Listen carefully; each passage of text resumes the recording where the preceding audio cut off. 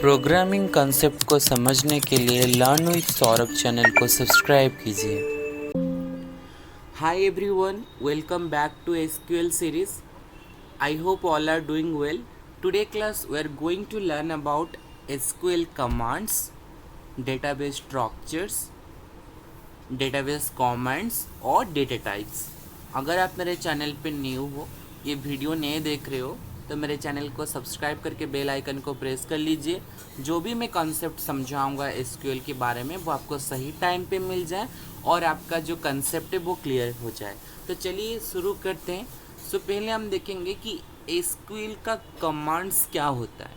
Last class में जब आपको बता रहा था कि हम कुछ कमांड्स को एग्जीक्यूट करते हैं और एग्जीक्यूट करने के बाद हम डेटाबेस के साथ इंटरेक्ट होते हैं।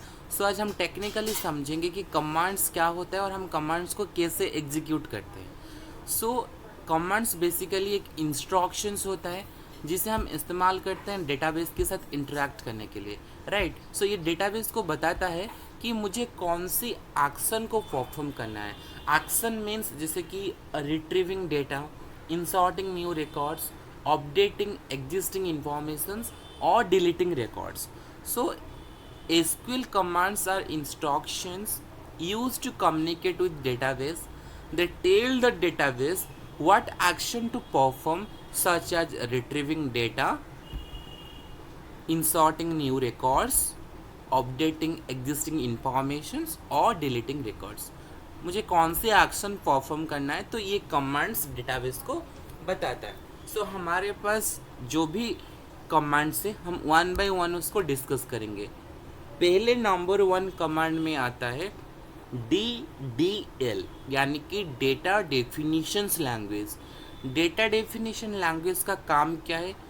It deals with the database structures. ये डेटाबेस स्ट्रक्चर्स के साथ डील करता है, जैसे कि टेबल्स, स्केमा, इंडेक्स। सो ये इसके साथ काम करता है। सो DDL के अंदर मेरे पास 4 कमांड रहता है।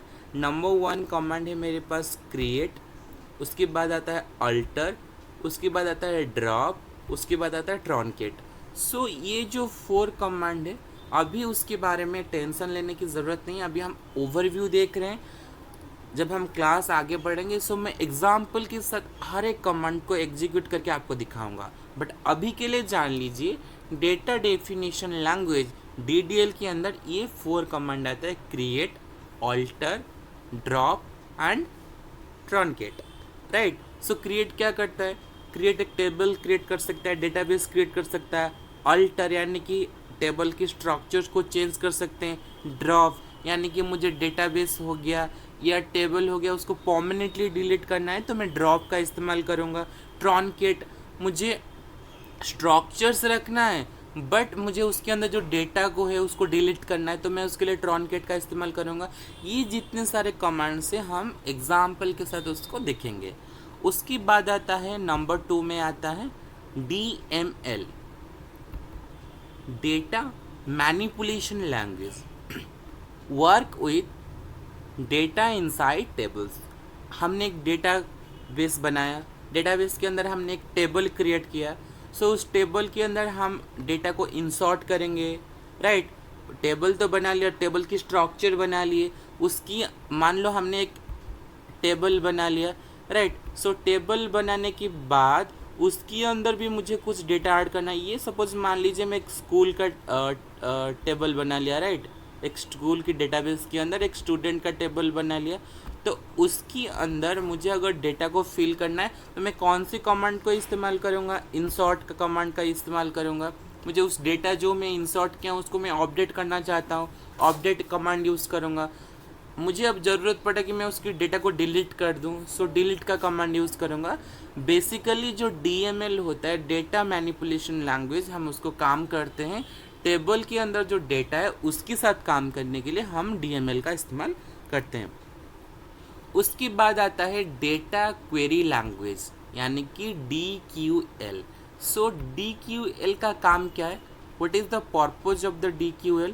सो DQL का काम है use to query and fetch the data, यानी कि मैंने टेबल बना लिया, राइट, मैंने स्टूडेंट का टेबल बना लिया, तो मैं चाहता हूँ जो टेबल में बनाया हूँ जिसके अंदर जो डेटा मैं ऐड किया हूँ उस डेटा को मैं रिट्रीव करना चाहता हूँ, I want to retrieve the data. तो उस सिनेरियो में कौन सी कमांड यूज़ करूँगा, सिलेक्ट कमांड। तो सिलेक्ट कमांड किसके अंदर आता है, डेटा क्वेरी लैंग्वेज के अंदर सिलेक्ट कमांड आता है, राइट। उसके बाद आता है डेटा कंट्रोल लैंग्वेज, DCL, ये बहुत ही इम्पोर्टेंट है। ये जो कमांड, ये कमांड क्या करता है, ये परमिशंस प्रोवाइड करता है, राइट। सो ग्रांट में क्या होता है, यूज़र को ये राइट्स देता है, अगर चाहता है कि यूज़र से जो राइट्स प्रोवाइड किया था उसको वो वापस लेना चाहते तो उसके लिए वो रिवोक इस्तेमाल करेगा, ग्रांट से एक्सेस देगा और रिवोक से जो एक्सेस को रिटर्न कर लेगा, राइट। उसके बाद आता है number 5, TCL, transaction control language. ये जो कमांड है ये काम करता है ट्रांजैक्शन को मैनेज करने के लिए, राइट। सो एग्जाम्पल जो कमांड्स है, commit, roll back and save point, ये जो तीनों कमांड है ये TCL के अंदर आता है। सो ये जितने सारे कमांड्स है हम एग्जाम्पल के साथ हम उसको एग्जीक्यूट करेंगे और साथ में देखेंगे कि ये काम कैसे करता है। बट अभी के लिए आप जान लीजिए कि हमने जो बताया कि SQL कमांड मेरे पास 5 कमांड है, data definition language DDL, data manipulation language DML, और डेटा क्वेरी लैंग्वेज DQL, और डेटा कंट्रोल लैंग्वेज DCL, और ट्रांजैक्शन कंट्रोल लैंग्वेज TCL। सो हमारे अंदर एक क्यूरियोसिटी आता है कि हम जानना चाहते हैं कि हमने तो डेटाबेस बना लिया, सो डेटाबेस बनाने के बाद जो टेबल्स क्रिएट होगा वो किस स्ट्रक्चर्स में रहता है, राइट। सो इसके लिए मैंने आपके लिए एक डायग्राम बनाया हूँ, स्क्रीन में अभी विजिबल हो रहा है, तब उससे एक आइडिया ले सकते हो डेटाबेस के अंदर जो टेबल्स है वो कैसे मैनर में रहता है, राइट। सो यहाँ पे आप देख पा रहे हो पहले एक डेटाबेस है, राइट। डेटाबेस के अंदर बहुत सारे मैं टेबल बनाया हूँ। मान लीजिए ये जो डेटाबेस है ये एक कॉलेज का डेटाबेस है, राइट। सो कॉलेज की डेटाबेस के अंदर ये बहुत सारे टेबल्स है। ये मान लो ये स्टूडेंट टेबल है, ये फैकल्टी मेंबर की टेबल है, ये फाइनेंस की टेबल है, ये IT डिपार्टमेंट की टेबल है, ये लाइब्रेरी का टेबल है, ये मार्केटिंग का टेबल है। सो ये डिफरेंट टेबल है। सो डेटाबेस के अंदर एक टेबल्स नहीं रहता, 2 टेबल्स नहीं रहता, मल्टीपल्स टेबल्स रहता है। सो हम क्या करते हैं, मल्टीपल्स टेबल के अंदर हम रिलेशन क्रिएट करते हैं, यानी कि जो डेटा मेरे पास जो अवेलेबल रहता है, पहली बात ये है कि जो हम RDBMS यूज़ करते हैं, रिलेशनल डेटाबेस मैनेजमेंट सिस्टम, वहाँ पे डेटा जो होता है टेबल के अंदर फॉर्मेट में रहता है, वहाँ पे data rows and column format में रहता है, तो यानी कि टेबल में रहता है। सो हम एक टेबल और दूसरी टेबल के अंदर रिलेशन क्रिएट करते हैं with the help of keys. हम आगे की क्लास में जब कीज़ के बारे में पढ़ेंगे बहुत सारे कीज़ हम देखेंगे, primary keys, foreign keys, right, super की, कैंडिडेट की, सो बहुत सारे कीज़ रहता है। सो हम कीज़ के बारे में भी देखेंगे, बट अभी के लिए एक आइडिया ले लीजिए, अगर डेटाबेस के अंदर मेरे टेबल की किस फॉर्मेट में टेबल्स रहता है तो हम टेबल के बीच में कैसे एक रिलेशन क्रिएट करते हैं। अभी देखते हैं SQL का स्टेटमेंट क्या होता है, what is the SQL statement. बहुत बार इंटरव्यू में ये आसान सवाल पूछा जाता है कि what is the SQL statement. So आपको पता होना चाहिए कि SQL का स्टेटमेंट क्या होता है। सो ए SQL statement is a single instruction you given to database to perform specific task, right। आप एक instructions दे रहे हो database को कि वो एक specific task बनाने के लिए। specific task क्या हो सकता है आपके हिसाब से, मान लो आप database आपके पास है, सो आप क्या बोलोगे करने के लिए, आप बोलोगे कि मेरे लिए एक टेबल क्रिएट कर लो, राइट, या मेरे लिए टेबल को डिलीट कर दो। ये सारा इंस्ट्रक्शंस आप प्रोवाइड करोगे, उस इंस्ट्रक्शंस को हम बोलते हैं SQL स्टेटमेंट, जो कि एक स्पेसिफिक टास्क को परफॉर्म करता है, right. SQL statement is a single instruction you given to a database to perform specific task, right. So आज हम डेटाबेस की कुछ कमेंट्स सीखेंगे, राइट। सो डेटाबेस की कमेंट्स जो है, जैसे कि हम डेटाबेस को कैसे क्रिएट करेंगे, डेटाबेस को कैसे डिलीट करेंगे, और डेटाबेस के अंदर हम कैसे चेक करेंगे कि कितने सारे डेटाबेस अवेलेबल है। सो वन बाय वन हम डिस्कस करेंगे। पहली बात आता है create a database. So database को क्रिएट करने के लिए जो कमांड हम यूज़ करते हैं क्रिएट, राइट। उसके बाद क्रिएट डेटाबेस, और हम जो डेटाबेस का नेम प्रोवाइड करना चाहते हैं वो नेम हम यहाँ पे प्रोवाइड कर देंगे, राइट। सो अगर पहले से मेरे पास सेम नेम का डेटाबेस एग्जिस्ट है, मैं दोबारा सेम नेम का एक डेटाबेस क्रिएट कर रहा हूँ, दैट मीन्स कि ये प्रॉब्लम क्रिएट हो सकता है। तो इसके लिए यहाँ पे एक अनदर कमांड है create database if not exist school dB, यानी कि स्कूल का डेटाबेस अगर एग्जिस्ट नहीं कर रहा है तो क्रिएट कर लीजिए, राइट। हमने डेटाबेस बना लिया, अभी हम उस डेटाबेस को चाहते हैं डिलीट करने के लिए, तो यहाँ पे हम कौन सी कमांड यूज़ करेंगे, यहाँ पे हम कमांड यूज़ करेंगे ड्रॉप कमांड का, राइट। सो ड्रॉप कमांड का यूज़ करके हम लिखेंगे ड्रॉप डेटाबेस। उसके बाद हम डेटाबेस की जो नेम हम प्रोवाइड करेंगे, जो हम क्रिएट किए थे डेटाबेस, उसकी नेम हम प्रोवाइड कर लेंगे। उसके बाद आता है सो डेटाबेसेस, यानी कि जितने सारे डेटाबेस हमारे पास अभी अवेलेबल है हमारे सिस्टम पे, मैं चाहता हूँ वो सारा डेटाबेस मुझे डिस्प्ले हो जाए। तो उसके लिए मैं कौन सी कमांड यूज़ करूँगा, यहाँ पे सो डेटाबेस, राइट। सो डेटाबेस करने से मेरे पास जितने सारे डेटाबेस सिस्टम पे अवेलेबल है वो मेरे पास विजिबल हो जाएगा। अभी मैंने देख लिया मेरे पास इतने सारे डेटाबेस है, मैं चाहता हूँ कि जो डेटाबेस अभी मैं क्रिएट किया हूँ मैं उसके साथ काम करना चाहूँगा। एग्जाम्पल, मेरे डेटाबेस में बहुत सारे मेरे सिस्टम पे बहुत सारे डेटाबेस है। एग्जाम्पल, स्कूल का डेटाबेस है, कॉलेज का डेटाबेस है। अभी मैं चाहता हूँ कि स्कूल की डेटाबेस में कुछ मॉडिफिकेशन करने के लिए, तो उसके लिए अगर मैं चाहता हूँ स्कूल का डेटाबेस ही काम करे, तो उसके लिए जिस डेटाबेस के साथ मुझे काम करना है, तो उसके लिए मैं क्या करूँगा, यूज़ डेटाबेस का कमांड को एग्जीक्यूट करूँगा, तभी मेरे पास जो डेटाबेस है वो एक्टिवेट हो जाएगा। तो डेटाबेस एक्टिवेट है या नहीं उसको मैं कैसे चेक करूँगा, how we can check activity status of current database. तो उसके लिए मैं क्या करूँगा, सिलेक्ट डेटाबेस का जो है कमांड्स उसको एग्जीक्यूट करूँगा, तो हमारे पास ये दिख जाएगा कि कौन से डेटाबेस मेरे पास एक्टिव है। ये तीनों कमांड हम यूज़ करेंगे और प्रैक्टिकल एग्जांपल के साथ समझेंगे कि ये जो सारे कमांड्स है ये कैसे एग्जीक्यूट करता है। तो चलिए देखते हैं। सब हम डेटाबेस में हमको डेटाबेस क्रिएट करना है, सो हम कौन से कमांड को एग्जीक्यूट करेंगे, क्रिएट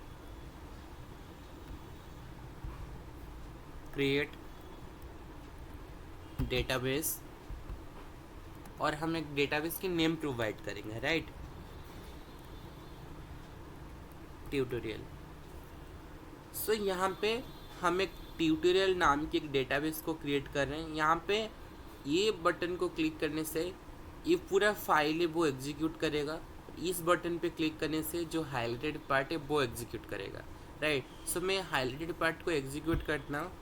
सो यहाँ पे सक्सेसफुली ट्यूटोरियल नाम की एक डेटाबेस क्रिएट हो चुका है। सो यहाँ पे अगर मैं रिफ्रेश करूँगा तो यहाँ पे आपको स्कीमास में दिख सकता है एक डेटाबेस क्रिएट हो चुका है जिसका नाम है ट्यूटोरियल। अभी उसके अंदर कोई टेबल क्रिएट नहीं हुआ है तो इसमें कुछ नहीं दिखेगा, राइट। अभी के लिए हम डेटाबेस की कुछ सिंपल बेसिक्स कमांड को एग्जीक्यूट करना सीख रहे हैं, तो ओरी होने की कोई रिक्वायरमेंट नहीं है।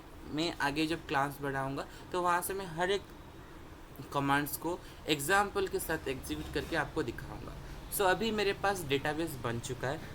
तो हमने क्या सीखा था, अगर जो डेटाबेस हम क्रिएट किए हैं, अगर मैं चाहता हूँ कि मेरे सिस्टम पे कितने सारे डेटाबेस है वो मैं देखना चाहता हूँ, उसके लिए मैं क्या कमांड यूज़ करूँगा, सो डेटाबेसेस। तो सो डेटाबेसेस करने से क्या होगा, हम उसको एग्जीक्यूट करते हैं, लेट्स सी। सो यहाँ पे कुछ बाय डिफ़ॉल्ट दिखा रहा है, बट यहाँ पे जो डेटाबेस अभी के लिए वन ही डेटाबेस एग्जिस्ट कर रहा है जिसका नाम है ट्यूटोरियल, राइट। सो डेटाबेस बन चुका है, राइट। मैं चाहता हूँ उस डेटाबेस के साथ मुझे काम करना है, तो उसके लिए मैं क्या करूँगा, use name of the database. Database का नेम क्या है, ट्यूटोरियल, राइट। सो अभी मैं क्या करूँगा, उसको मैं एग्जीक्यूट कर लूँगा, राइट। सो यानी कि जो ट्यूटोरियल डेटाबेस से अभी रेडी है काम करने के लिए, राइट। सो मैं चाहता हूँ कि अभी कौन सी डेटाबेस एक्टिव है, उसका एक्टिविटी स्टेटस में कैसे चेक करूँगा। तो हमने कौन सी कमांड पढ़े थे, सिलेक्ट कमांड। सो यहाँ पे हम लिखेंगे सिलेक्ट डेटाबेस, राइट। सो यहाँ पे हमको विजिबल हो जाएगा। यहाँ पे हम जो सेमीकोलन दे रहे हैं यानी कि हम यहाँ पे अपनी कमांड को स्टॉप करें, यानी कि जो फुल स्टॉप है इंग्लिश लैंग्वेज पे यूज़ करते हैं, बट प्रोग्रामिंग लैंग्वेज पे हम सेमीकोलन का इस्तेमाल करके यहाँ से हमारा जो कमांड को स्टॉप कर रहे हैं, राइट। सो रोक रहे हैं, तो हम उसको एग्जीक्यूट करेंगे तो चेक करेंगे कि कौन सी डेटाबेस अभी एक्टिव है। सो यहाँ पे दिख रहा है ट्यूटोरियल नाम का एक डेटाबेस अभी एक्टिव है। तो हमने और एक कमांड पढ़े थे, अगर मुझे जो डेटाबेस क्रिएट किया हूँ उस डेटाबेस को हम डिलीट कैसे करेंगे, with the help of drop command, right. यहाँ पे हम ड्रॉप कमांड का इस्तेमाल करेंगे, ड्रॉप डेटाबेस, और डेटाबेस का नाम क्या है, ट्यूटोरियल, राइट। सो यहाँ पे हम जो ट्यूटोरियल दे देते हैं, एसक्यूएल का जो कमांड है वो हम यहाँ पे लिखेंगे, राइट। सो लिखने के बाद हम उसको एग्जीक्यूट करेंगे। अब डेटाबेस जो क्रिएट हुआ था ट्यूटोरियल वो डिलीट हो चुका है। तो आपके पास ये जो कमांड का लिस्ट है, आप उसका स्क्रीनशॉट ले लीजिए और खुद अपने हिसाब से एक डेटाबेस बनाइए। अब हम डिस्कस करेंगे एसक्यूएल के डेटा टाइप्स के बारे में, राइट। सो एसक्यूएल की डेटा टाइप्स क्या है, data types define what kind of data can be store in a column of A table. हमने डेटाबेस क्रिएट किया, डेटाबेस के अंदर टेबल बनाएंगे डेफिनेटली। सो टेबल के अंदर जो डेटा स्टोर होता है रोज एंड कॉलम फॉर्मेट में स्टोर होता है, यानी कि अगर स्टूडेंट का रोल नंबर है तो वो रोल नंबर क्या होगा, इंटीजर होगा, क्या उसका जो मार्क्स है वो फ्लोट होगा या इंट होगा, ये कौन सी डेटा स्टोर होगा ये डेटा टाइप डिसाइड करेगा।